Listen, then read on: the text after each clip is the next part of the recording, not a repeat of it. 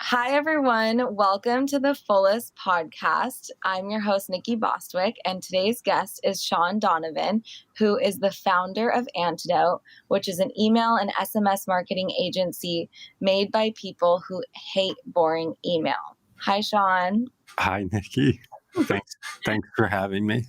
Yeah, thanks for coming on. So, we've been friends for like a few years now, which has been really fun to, have another founder friend to chat with about so many things. And also, we use Antidote at the fullest, and you guys have been so wonderful and helped us like up level our whole email game, which has been really amazing. And I am just excited to have you on because watching you start Antidote has been so inspiring, and you've gone through so much. And I think this like story is kind of twofold, because I think it's inspiring to see someone leave something that they were comfortable in and had a lot of potential, but start their own thing. And then also I think it's really important for people, and I think a lot of our audience would be interested in learning more from you about email in general and email marketing, because I think so many people have such good information, but it just doesn't get across because it just looks like shit, and it just like it doesn't convert, and that's really important. And then businesses go out, and there's just so much to it. And it's funny because I think I haven't even like we haven't even explored like the world of SMS marketing. All I get it all the time, but straight to my phone, which is now an iPhone, so I can actually click on them. But I it's still so new for people, and I'm curious. Like, I think you obviously have, a lot of experience in that too. So I just want to kind of talk about all of it. But first, I want to definitely get into your history a little bit and how you found yourself. I think you've always just been like such an alternative type of person, or that's what I'm assuming from what I know about you. You don't necessarily take like the route that most people do in life, like to just, even though now you're married with a kid and it seems pretty traditional, like you didn't go to college, you didn't do things that people think that you need to do if you're privileged enough to do them. So Yeah, I'm curious if why, or if you thought about that, or if that just happened. And so yeah, tell us a little bit about your upbringing. I don't know if I thought about it or if I was just really naive. I don't think I did well in school. I was like probably bored in school for the most part. I just like I didn't appreciate learning in that way. I think I learned way better from pain, like the pain of trying something and not doing that well at it, and then I just get addicted to trying new things, and then the torment of like learning while doing it. I'm obsessed with that. And so when I was young, I knew I like didn't want to go to school because I was just working on so many other projects outside of school. But I don't think I ever thought like, Wait, hold on. I have to interrupt you.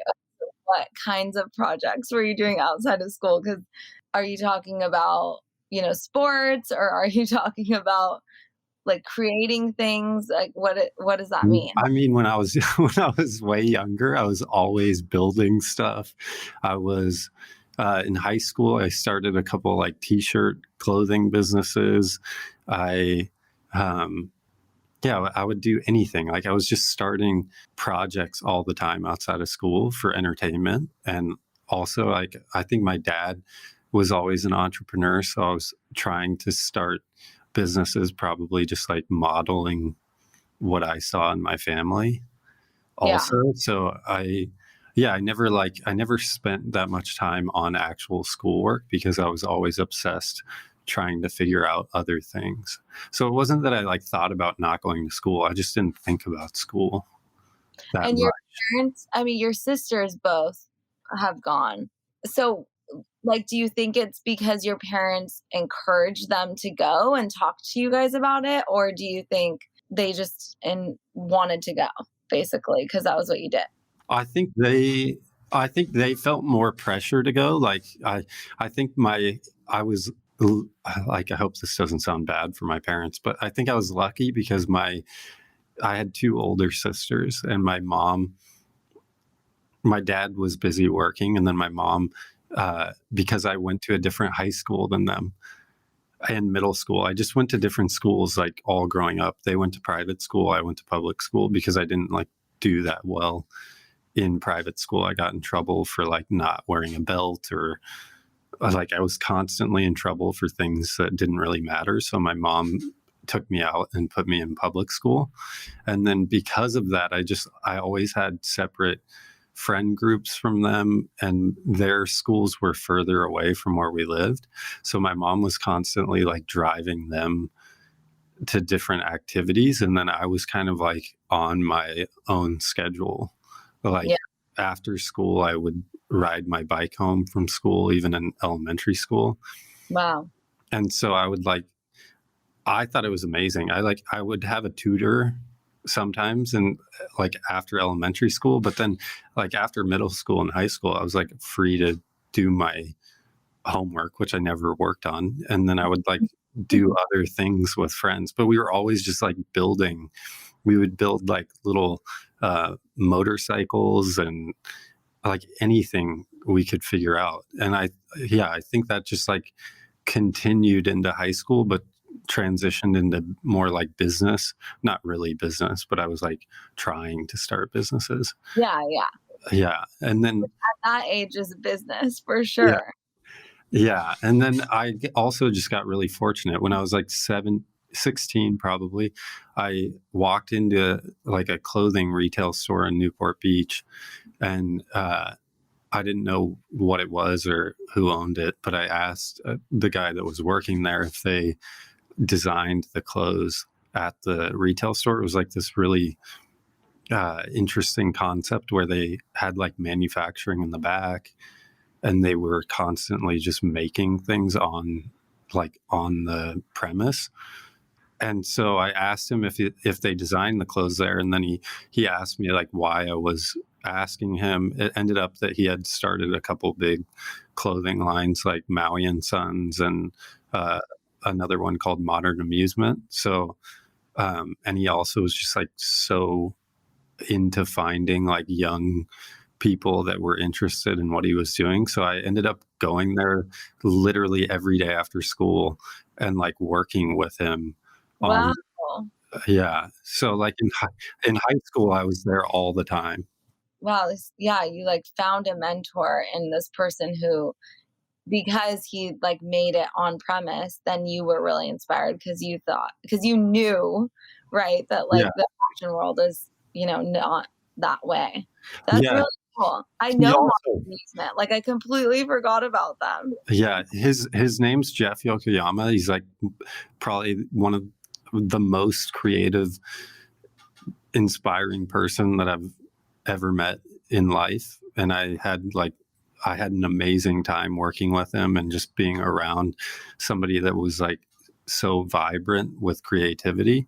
And I didn't know that he actually knew my parents. My sister played volleyball with his daughter, and my mom, like randomly, when I was in probably middle school, had like 4 minor heart attacks,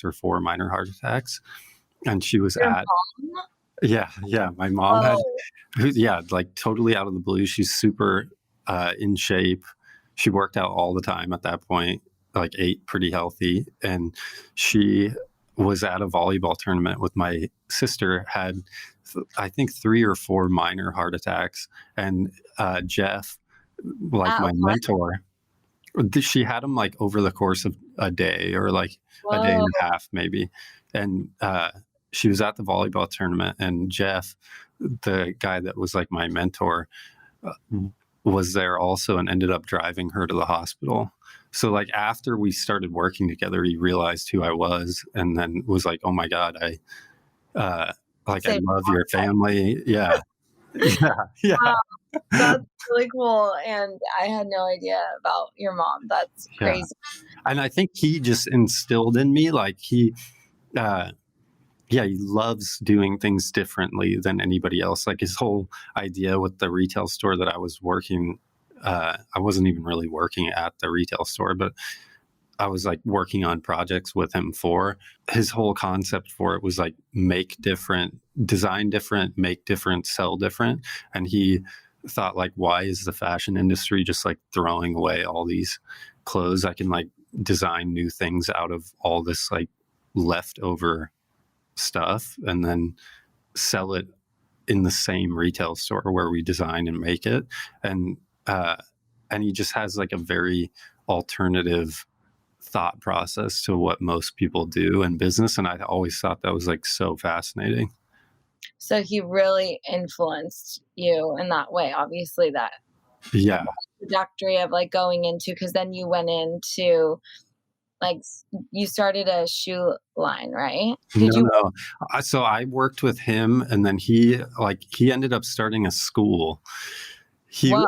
Yeah, I mean, his idea was like, why do kids like go to pay all this money to go to art and fashion school? Like, more than likely, they shouldn't be going to school. They don't fit into like the traditional education system, I and totally agree. these colleges have just created these like systems that look really similar to that, so it feels good to be able to say that you're going there, but the outcome like might not actually be that valuable to the No, people. And so he was like, I want to start a school that does things totally different, that literally teaches you how to make things physically and bring ideas to life and like start brands essentially. And it was like 5 to 10 people that went to it, but he had so many industry connections and he just brought in all these people to talk to us. Like, wow.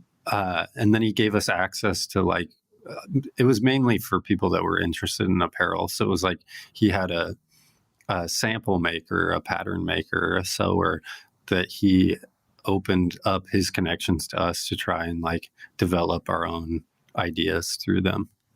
Wait, okay, hold on. So this is for adults, like your age group. I'm thinking for like young kids. And Well, I think at that point I was like 18, so it was probably for kids that were like just graduating high school that maybe like didn't want didn't want to go to college or like just found themselves not going to college, or even kids in high school that were just interested in doing yeah. things outside of like normal school. So you took basically this program from him. Did you pay for it? Like, was it like I think you? my parents might have paid like, I don't even know, like Yeah, $1,500 or something. it was part of that. But it was like I forget the details of it. It was maybe like 10 weeks of time, and it was like going into it, most of the people had an idea of what they wanted to start, and then he just like helped ask questions, push you maybe further than you were like comfortable going on your own, and then he had the people in his Rolodex that could actually help you make things. And Awesome. the interesting part was like at the end of it, I was working on a clothing line. At the end of it, the connections that he had introduced us to just said like, do you actually want to do this? Like, I can make intros for you, but at the end of the day, like, you're 18 years old, you have to decide if you want to start a business and actually sell product, because you can't go into it just as like a fun project and then have people that were introducing you to get left with like you About not delivering. yeah, Yeah. yeah. No, that's important to ask. Yeah. And most of the people at the end, I think we're still just like trying to figure out what they wanted Want to to do. do. Yeah. So what about you though? So let's like kind of go up to a little more recent. So you started, I mean, from there it sounds like you wanted to start a clothing line. Yeah. So at the end of that, I did start a clothing line, and through their help, they introduced me to some buyers. I probably got it into like 30 or 50 retail stores throughout the US over like the next year or two.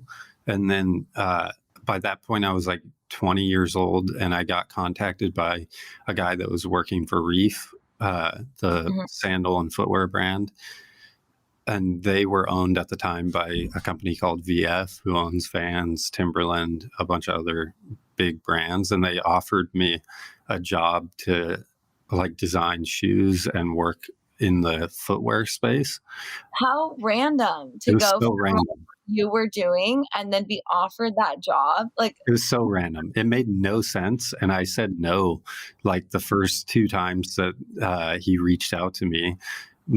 Ultimately, my boss at Reef, he reached out to me twice. I had no clue what they were asking me. I was like, "I'm not really interested in Reef. I don't wear sandals. I have a clothing line. It's, like, doing okay.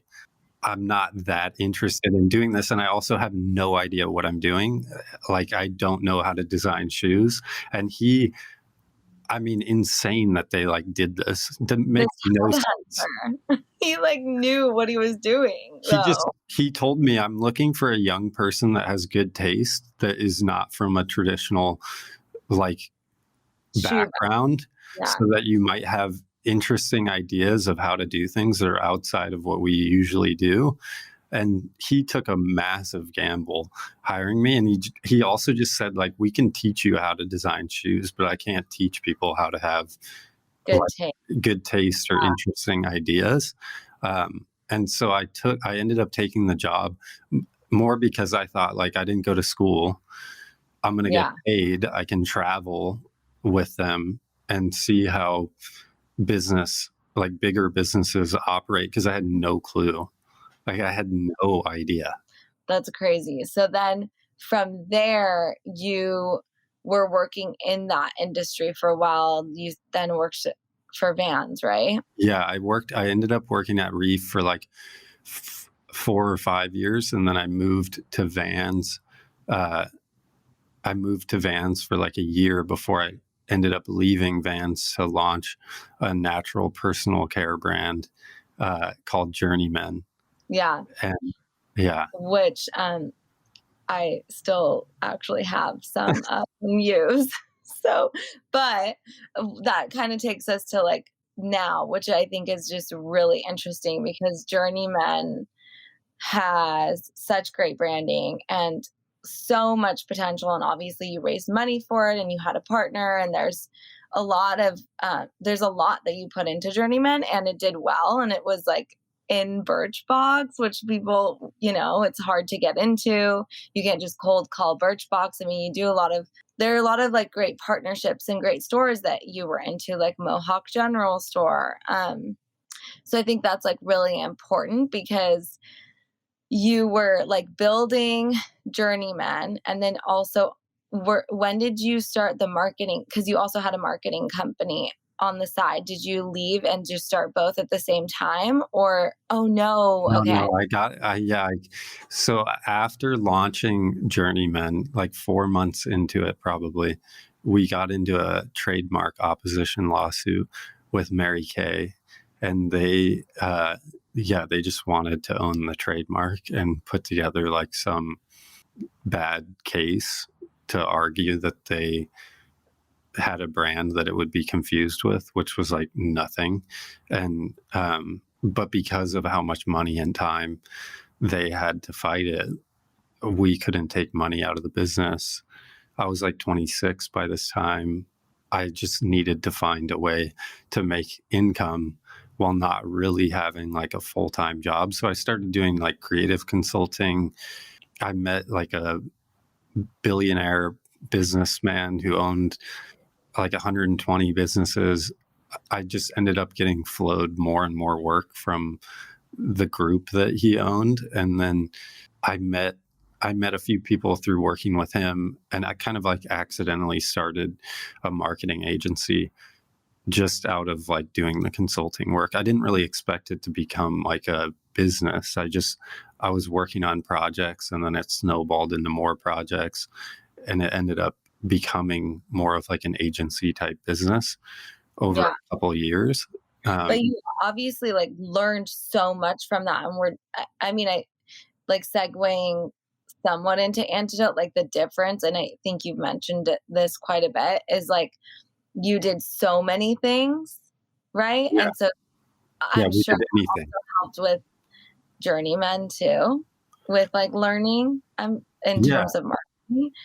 But then I think I but learned more like what I didn't want to do. Like yeah, I didn't believe in the businesses that they were purchasing. I didn't yeah, I wasn't like a fan of the products. Like I would never have told people what I was working on. yeah, Yeah, it was more like me sprinting to like start another business to like survive, and then the momentum of it was like what almost was like kind of scary because I was like going into a network of businesses that I didn't really appreciate, and I didn't love working on them at all. which for most people in business, I mean, most people in this world, I would say like they're okay with that. That's where they're at. It's Yeah, business. Most agencies, they take it on. They take on the lame hospital so that they can have the cool marketing for the lame hospital down the street so they can have the cool brand that they want to work on. Like that's how I've always known like a lot of marketing agencies to be. So it wasn't like weird, but I think it's really interesting because you knew within yourself that this like accidentally kind of happened to you. It wasn't intentional. It was just like making it work so that you could build another brand. And then you wanted, like, you accidentally started it with a partner, but then you also wanted um, to be in a place where it sounds to me like you wanted to like the brands that you work with. yeah. I don't even think I care about the like.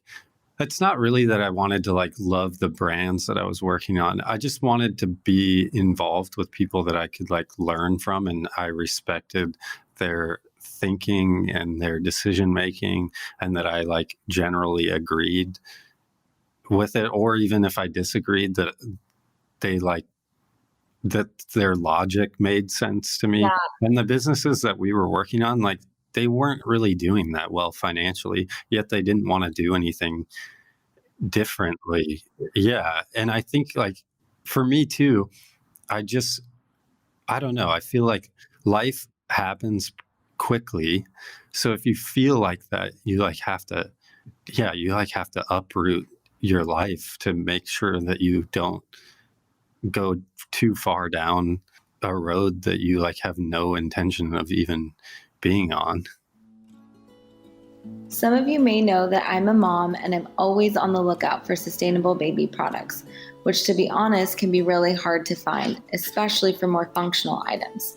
That's why discovering Waybee was a blessing. Their mission is to reinvent on the go gear for family adventures so that you can still get out and explore nature or your neighborhood as a new parent. Founded by the makers of the world's best outdoor gear and the former CEO of Patagonia, their goal is to raise the bar on products that are better for parents, kids, and the planet. In particular, I'm a huge fan of the Pico car seat, which my husband had found out about and is really obsessed with. It's portable, it only weighs 8 pounds, and it's a forward-facing car seat that meets all federal motor vehicle safety and Federal Aviation Administration standards for cars and planes. Basically, the Pico is perfect for travel and everyday use, is safe for your little ones, and doesn't cost the earth. You can find more about Waybee and its accessories at waybee.com. And for 20% off your order, use code THEFULLEST at checkout. And I think it's almost like I was just explaining to someone about, I posted something the other day about like building or creating a family with someone that you love and how like amazing of a feeling it is because Yeah, most people let life happen at them, whether it's through work or family. And so all of a sudden you wake up one day and you're married and you have kids, but you need a vacation from your family. And yeah, like, not saying that, no one should do that, but I just feel like it's really cool to be so conscious in what you're creating that you want to be with your family or you want to work on your work. And it yeah. feels so amazing. And I think our generation is kind of the first generation to really, make sure that that's part of what we're doing. I know so many people that that's important to them, and sometimes it holds you back because, like, I think almost like a perfectionist would like want everything to be perfect before they start, then they don't get there. But if you don't, like, let it get to you, but you have that intention, it's so incredible. And it just, you have, how old is Lucky? A year old. You Yeah. have a 1 year old baby, and you started Antidote a year ago, Yeah. and you had to uproot, like, you didn't know obviously that you were going to also leave your other business, Yeah.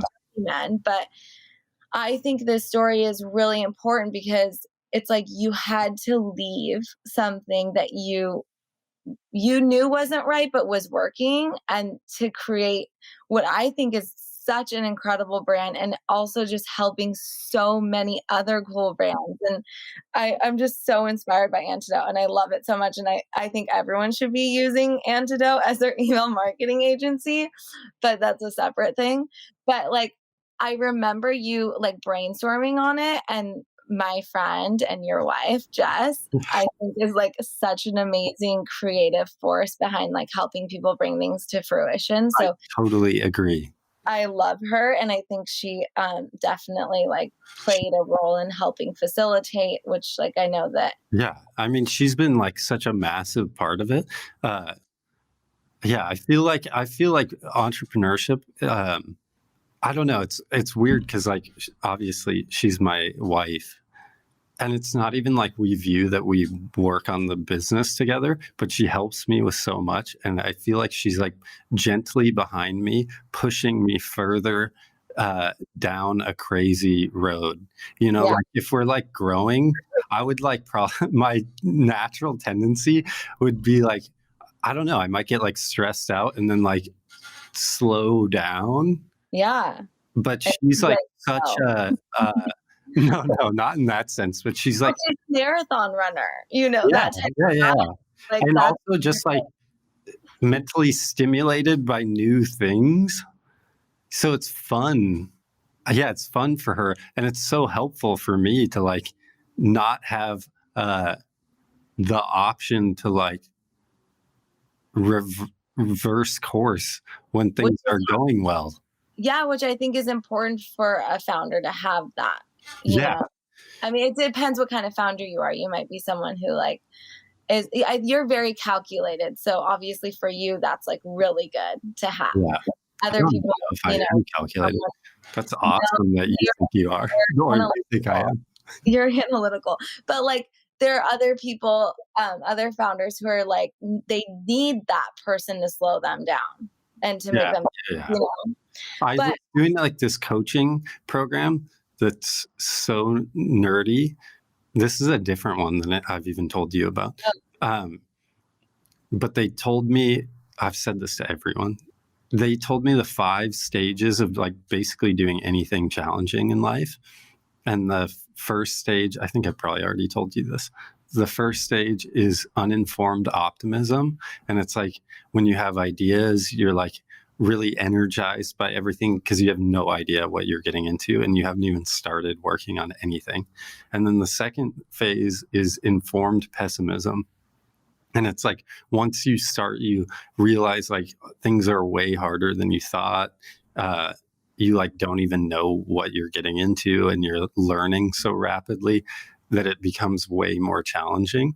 And then phase 3 is like basically depression.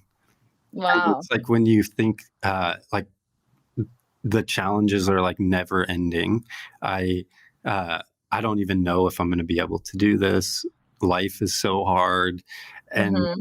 what they said is that most people don't know about these phases. So at phase 3, you're closer to doing what you wanted to do, but you Yeah. feel exponentially worse than you did at the beginning. And so that's when people will like reverse.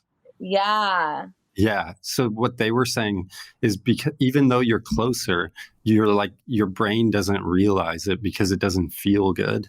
And so your subconscious wants to feel better in the moment. So a lot of people like start other projects, and it's because they're like in search of feeling the energy from the first part. But then Hmm. obviously you're going to go through the same things over and over again. Yeah. And cycle. What's Yeah. phase 4 and 5? Phase 4 is, I think, informed optimism. It's like when you start getting positive feedback and you like think maybe this actually is possible. And then phase 5, I forget the name of it, but it's just like optimistic. You like have a team that you're realizing things through also. But yeah, they said also you could go back and forth through like every phase on different projects that you're working on. I just thought it was interesting to know because I'm like, Yeah. so many people in life just go through phase 1 through 3 over and over and over again. Yeah, and they don't realize that they're actually breaking through something, and that's Yeah. yeah, so it's kind of like what you went through with wondering, "Oh my gosh, am I doing the right thing? My wife's about to give birth, Yeah. and I'm leaving my partnership, and this is, how I make an income to support my family," but then you had this great idea, and it really is something that can help people, and it is important for people to understand like why email marketing is important. And yeah, and then you like what I love about Antidote, and also what I like, not what I hate, but what I love is that you do one thing and you do it really well, but I'm always like, oh my gosh, they're so good at this, they should also, I like in my head I'm like, oh my gosh, they should do this and they should add this and they should add this, and then I'm like, but he's so smart that he's only doing this, so that like that's I why it's think that's so hard too, though. Like, I think, yeah, maybe I should be doing other no, no, things. no. Yeah. I love the way you do it. And I think, I mean, obviously, who knows down the line, Yeah. things change, but I think it's really smart. And I think that's something that everyone can learn from, that I can learn from, that other people who listening to this who are entrepreneurs can learn from is like you really found this recipe for success that is really hard to stick to. But when you Yeah. stick to it, it's like, it's going to I work. think that's the other reason why I wanted to do Antidote. Like, honestly, it doesn't even have anything to do with email marketing or, uh, Yeah. I always believed that focus would produce the best results. Yeah. And I always would say stuff like, I don't know, I would look at other people that were like way more focused and I would think like, yeah, but they had the opportunity to do that. Or like, I don't know, maybe they had success already. So then they can like say no to more things, but it's easier because they're like in the position of power already where they can do that and they're not risking anything. Yeah.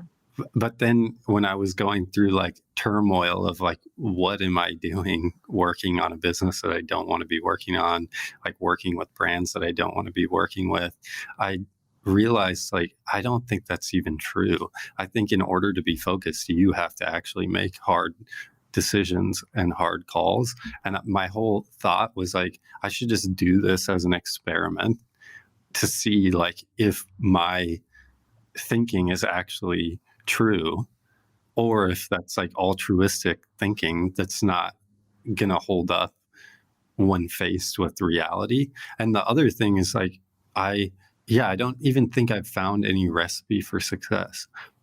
I think I just wanted to like do one thing and see it through the phases of hardship to like understand how to maybe be able to replicate something and also like learn really rapidly.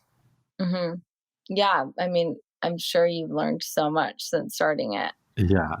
Yeah, definitely. But I think, I mean, I really want to get into like email marketing in Yeah. general. I think the story is really important and it's really inspiring to me. And I've loved watching you build it. But it's also like, I mean, there's just such a need for what you do. And I think maybe that wasn't, like you said, you didn't necessarily intentionally do it because of that. You did it because you had this idea. Yeah. I mean, it all aligns with like what I'm interested in. I Yeah. think like the reason why I didn't like working on the other brands is because they were doing so much and none of it was really that profitable. And they weren't really like looking at anything that deeply. And I knew that it wasn't like the financials did not add up. And Yeah. but we were working on email as like a small part of it. And I saw how profitable it was. It's like dumb marketing. Like we do marketing to people who are already interested in a brand or have already bought from a brand and just bring them back more often. It's like the Yeah. most simple marketing of all time. But for my own brand, like I didn't do that because it wasn't, it didn't sound that cool. It didn't sound that interesting. Like no one talks about it because it's not like, yeah, it's just not the like coolest version. Everyone wants to like find new customers and grow brands exponentially that way. But I also realized it's way easier, like financially, it's way easier to hold on to customers and like treat them well than it is to find new customers. And it will be like that always. Yeah. That's such a good way of putting it. Like, take care of the ones that love you Yeah. and build a relationship with them, Yeah. especially in the world where everything's digital and you don't have a shop, and I mean, that's literally how like, I think about this all the time when I drive around in towns that are old or, like, run down, but there are these businesses that are just, like, totally staying afloat regardless of what's going on economically, politically, like, whatever, because they have their customers like and they've had them forever, whether it's through word of mouth or just having that relationship, and that's how business grew before, but it was because Yeah. exactly what you're saying. Yeah. I think it's like so simple. That's the other thing with Antidote that I thought, like, I think business is probably way simpler than I think it is. And even like me working on a brand, like I said that we didn't really focus too much energy on doing email marketing because it wasn't like the coolest thing that you could be doing. But in reality, like you have to just treat your customers really well, like actually care about them, that they're like who got you to where you are. And I think so many brands don't put energy. It's like Justin Bieber's following when he Yeah. be getting big. What was the platform that he used? I have I have no no idea, idea. but some platform, probably Twitter, right? Who knows? Oh, YouTube. Oh yeah, he was on YouTube, Yeah. but like yeah, it's literally like being an influencer and Yeah. taking care of them. Yeah, I think you just have to like be obsessed with customer service. You know, like now that everything's online, I've gotten to talk to so many fascinating founders of brands, and like the brands that are growing the most, I've been like surprised by it. Sometimes I'll be like, the business we're in is like kind of dumb. You know, it's dumb marketing. That's Mhm. like what I'll tell people Yeah, all the time so funny. because it's so simple. People like want to make their work seem really complicated. I just think like we do great brand marketing and we have a longer term view that relationships take time to build. That's going to be the same thing online or offline, and that you should communicate interesting things to your audience and customers and like really care about them and take care of them and encourage them to come back more often. And the founders of consumer like products brands that I've talked to, a few of them have said, like, Sean, you think you're in a different business than we are, but we're in the service industry. Like, we just service our customers that buy our products online, and we're obsessive over how much we take care of them. And we are a service business. It's the Wow. it's exact same thing. And I've like been shocked by that perspective because when I had a brand, I think I was like lazy. I don't think I cared. I don't think I was that empathetic. Yeah, I and think I now was too young. yeah. Like I just didn't even know. I think a lot of it is, like, not knowing or not thinking about it, and so it comes off as, like, not being empathetic too, but, I mean, for us, like, we always have had a newsletter that we had to actually care about, just, like, Yeah. publishing stuff. But other than that, like with the and there's just so many things that we've had to, publish, and we have just so many emails that go out versus other brands that do nothing.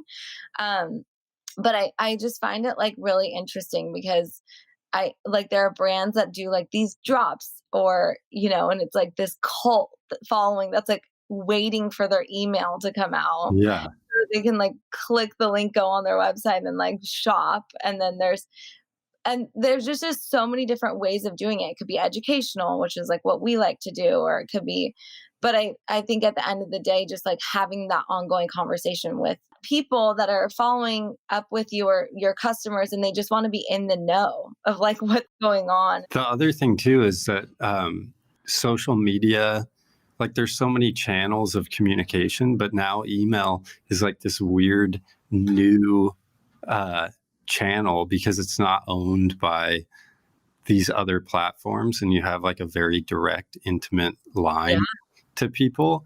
And it's yeah, not there's sense. so many. Yeah, yeah, you can Unless send. you're on Mailchimp. Wait, okay, so we those are like kind of some technical questions I want to ask. Like, but I think that's a really important point that you just brought up. Um, it isn't censored. You can just say whatever the heck you want to your audience. I mean, people who like follow us obviously know what I'm talking about. But I for now, that's what's like, Yeah, great about email marketing. And so I know like when we first started working together, you were really adamant about how do you say it, Clavio or Clavio? yeah, And so I think that's a really important thing to share with people who are just either starting their business or they're not sure. Because I think most people a lot of people know about Clavio now, I yeah, would say. Like I'm in that Hey Mama group and people are always like, "Oh, we need a Clavio specialist." I'm like, yeah. "I know exactly which one." But I didn't know about it before working with you. So, and we had a newsletter on we had Emma, and before that we had Mailchimp. So, I think it's yeah, coming from you, like I'm curious, why did you choose them? Clavio's just the best platform for like physical product based e-commerce businesses. There's the amount of data that you can get like on what your audience is interested in, how they're purchasing, like what they're purchasing. It's just the easiest tool to use for physical product based e-commerce businesses, and their focus is solely on email for the most part. They do SMS now too, but their main focus for since they started has been in email. And yeah, their platform just has like the best tools and ability to directly reach your audience and also understand what they care about, which I think is like the most important thing. I think most people send things out and they just don't really care. I think it all comes down to like empathy. And I also don't think it really is even like, I don't know, I'm not really involved in it, but everyone in like the email marketing industry or space consider themselves direct marketers. There's a lot of talk about hacks or um, growth hacks. And I just don't think that's like the greatest way to view a brand's audience that they've spent time building and like attracting. And I think it's more about just talking to people and sending them things that they're interested in, that they care about, that the brand cares about, and really like treating it like another social channel almost, like everyone spends so much time on social media, but we're just in a really weird time where people are on their phone constantly. They work from home, they check their email all the time. They probably like subscribe to email newsletters and pay to be on email newsletters just to digest news in other ways that they like really value and trust. Yeah. I think that is also fascinating. Like people have built massive businesses, media businesses that are just email newsletters and sold for tens of millions of dollars just for a paid membership to I the know, like newsletter. a It's dollar just, 99. yeah. Like low enough to not care about canceling it, but Yeah. And then there's others that are expensive. yeah, so crazy. So like so you really like Clavio. Yeah. Sorry for diverting. No, I love that. So I want like a recipe for success for someone who might be working with you or might not. Like for example, I think I'm not on Shopify, but if I could, I wish that I would have been on Shopify, but there's so many reasons why I can't. And every time I think about converting, it's just a definite no. So, Shopify, if you're product based, Yeah, Shopify is just super easy to get up and running and launched on. And then I think honestly, it's just really basic. Like, don't ignore people that sign up to your email list. Send them interesting things that your brand is about that will keep them engaged and interested over time. Don't obsess over attracting new customers and just ignore people that already bought from you. It's all like foundational things to caring about your business and customers. I think when I was younger, like the reason why I didn't do that, I feel like this is more important than like the minutia of yeah, details. The reason why I didn't do that when I was younger is because I didn't have the empathy at that point. Like I was focused on what I wanted. Like I wanted to build a big brand. I wanted to have a business. It was all like ego driven. It was all ego driven for like the worst reason. And I realize now, like even me being involved in email marketing 10 years ago, I probably would have thought that's like the dumbest possible thing. I would have been like depressed. But in reality, I'm just listening to people now and I'm doing what is creating value for them. And I'm taking feedback and adjusting from the feedback and just like trying to find more ways to essentially do what they're asking. yeah, because the analytics tell you what they want, Yeah. and then you're like, well, they like this, so let's just like Yeah. give And I them think people should be obsessed with that. Like, uh, yeah, I just think it's hard.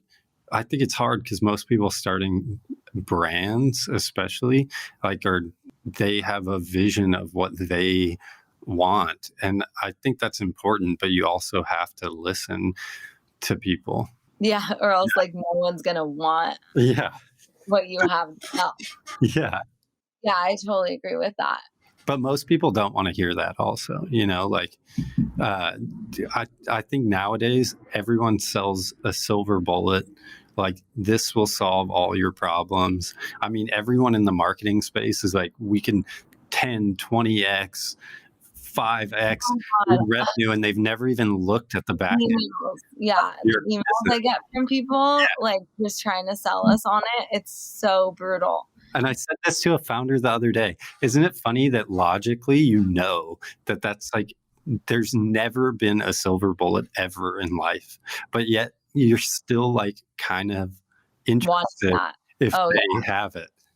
Yeah, the people are still buying lottery tickets. Yeah. Odd. But, I think just care about your audience, talk to them yeah. constantly.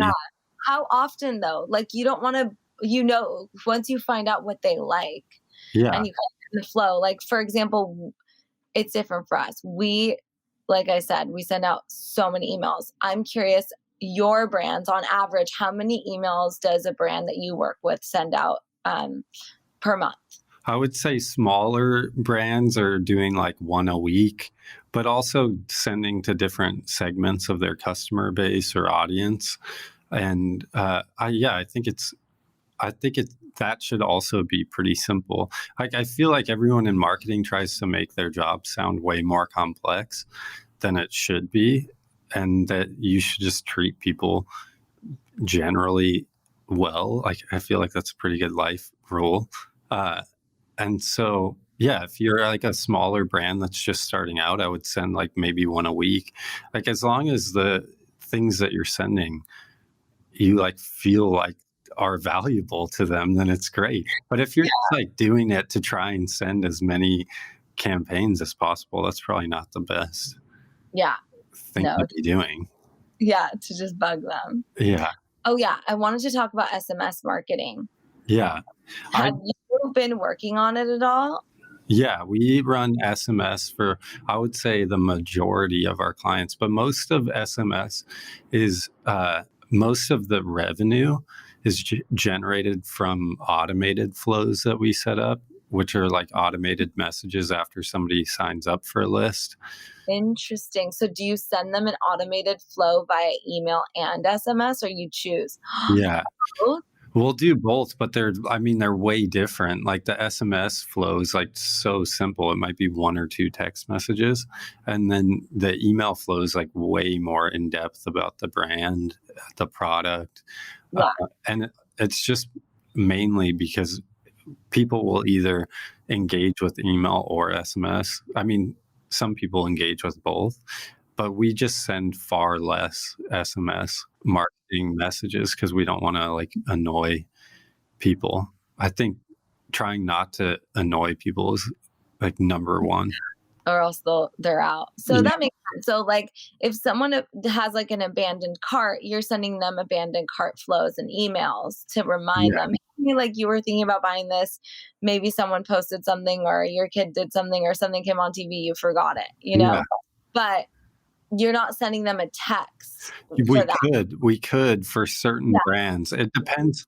It Oh, interesting. It depends on the brand. Like, I think a lot of it comes down to the brand, like how they want to communicate with their customers.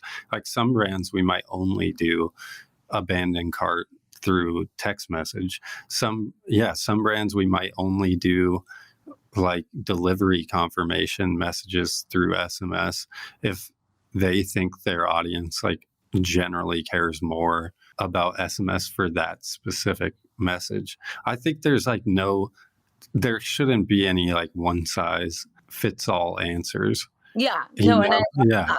So you it's like, "Oh, well, we're a younger audience yeah, and our audience would rather get a text message, or maybe like we send them the whole flow through email, but then because it got delivered and we want to get them excited about it, we'll text them and be like, hey, just FYI, we're yeah, delivered by your door, hope you like it. I think it's but like what you're saying is the empathy piece of like thinking about what they want, what works best for your audience and what they would want and what's most convenient too, I guess. It comes down to convenience. Like, yeah. I think too, there's interesting ways to use SMS marketing as like another direct channel to talking with your audience. One of the brands that we work with, uh, they they came up with the idea of doing like um, a text event where they would do like literally one-on-one text messaging with anybody that had questions about their product and or their brand or honestly anything in life. And they knew that people on social media can't see like all of the content that they're generating or replies, like conversations, interactions. And I feel like most people probably wouldn't put the energy into doing that because it's not something that people can see publicly. yeah. But they knew that it was even more valuable. Like if we can talk to people one on one, they're going to come back. They're going to feel so much more connected to us over time, and I think that's way more important than like Posting on Instagram. yeah, or just like surface level, Yeah. yeah, views. There are just so many good points that you brought up, but with the SMS thing, I think it's just so interesting. So, like, if a brand that's listening slash me who wants to launch SMS marketing, you really can only target people if they've purchased your product and you've collected their phone numbers, or like unless you send out an email asking people for their phone numbers, right? Yeah, it's pretty sensitive also. Like you don't want to send people messages if they haven't specifically opted in to Yeah. getting marketing on like through text on their phone. So I would say all the brands that we launch it for, we don't even send campaigns to people who might have like filled out on the purchasing form, like their phone number.